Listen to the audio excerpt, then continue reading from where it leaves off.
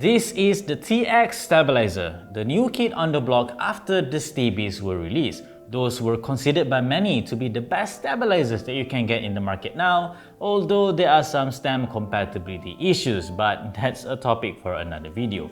Anyway, for this video, we will compare the TX stabilizers to the Staebies as well as Durock V2 stabs. So if you want to know which one of these three are the best, keep on watching this video.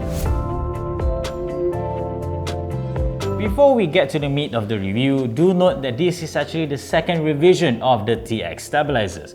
The difference lies in these inserts, which are now easier to use, and it's more compatible with more PCBs now. There is also a third revision of the TX stabs, which introduces more colors as well as compatibility with thinner PCBs. You're probably asking right now, what are these inserts for? Well, basically these square knobs go to the back of the stabilizers to make them tighter because TX stabilizers are not screw-in. Instead, they clip onto the PCB, so it's not quite as secure or tight as a screw-in PCB. But thanks to these inserts, they do make them quite a bit tighter. I wouldn't say it's comparable to a screw-in stabilizer, but it is good enough for a secure fit.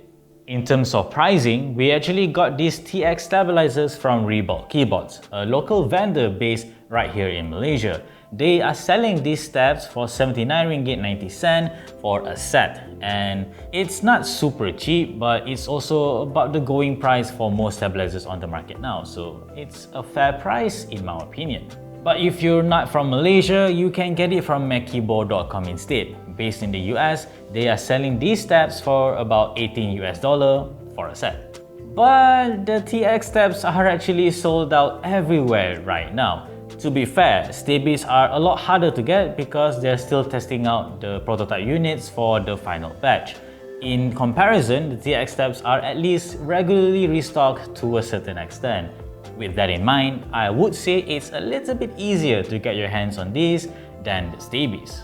Realistically though, you are probably gonna have to go with Durock V2 stabs, especially if you're in a rush, which is the very reason why we're including that stabilizer in this test. So how do these three stabs perform? Well, as expected, the Staebies, at least in stock form, performs the best with the least amount of rattle as well as ticking.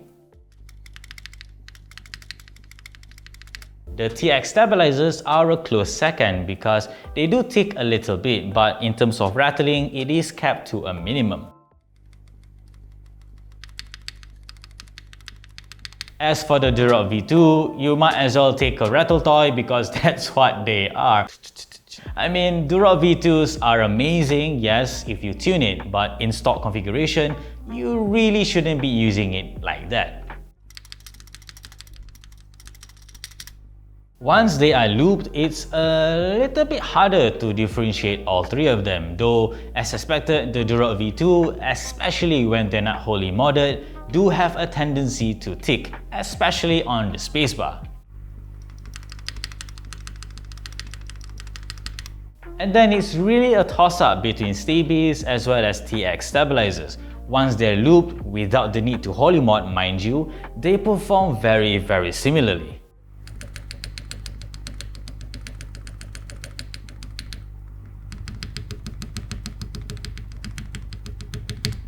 For all these three steps, it's worth noting that we use XHT BDZ for the wire as well as Krytox 205 grade 0 for the housings. Of course, there are some distinct differences. TX stabilizers, due to their slightly looser nature in the housing as there's more space, feels a little bit smoother and it has a brighter, higher pitch note if you will.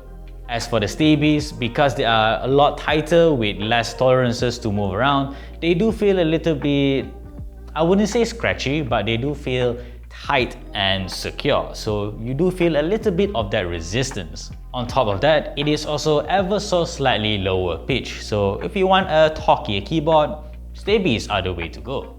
Now, before you go to the comment section and say these Staebies are bad because they have stem compatibility issues, well, in my 4 to 5 batches that I received, they all work fine, and I am using GMK Keycaps as well as some random ABS keycaps from Keychron, and I have absolutely no issues. That being said, I'm sure there are some folks who do not share my experience because there are a lot of units out there, and I do not doubt that some will have issues, but in my particular experience, it's a non-issue. So then, which of these 3 stabilizers should you get? Well, honestly, any that you can get your hands on or whichever fits your budget. Unfortunately, due to the scarcity of Staebies as well as the TX stabilizers, Durock V2 is more often than not your only option, alongside C3 I guess if that's what you want. Yes, the Durock V2 doesn't perform quite as well, and you do need to Holy mod it as well as do it properly for it to perform similarly to these 2 steps. But if you are fortunate enough to get either the TX stabilizers or the Staebies, both of them are great options in my opinion. If you want an easier process to install with a higher pitch sound profile, the TX stabilizers are fantastic because honestly, it's a lot easier to just clip in the stabilizers rather than having to screw them in. Staebies, with the stem compatibility issues notwithstanding, is fantastic as well. You just need to lube it and it will perform just as well as a lubed and Holy modded Durock V2. And on top of that, it also has a slightly lower pitch sound profile if that's what you want. And that is it. Whichever that you go with, if you're willing to put in the work, they will sound fantastic. Just don't use them in stock configuration because you really shouldn't be doing that, especially in the custom keyboard hobby where it's all about getting your keyboard to where you want it to be, the custom way, in a sense. As usual, we will leave you guys with a sound test of these 3 stabilizers. Do let us know which one you prefer in the comment section down below. Like this video if you liked it, subscribe to our channel if you haven't already, and always stay tuned for more good stuff to come here on this channel and nextshift.com.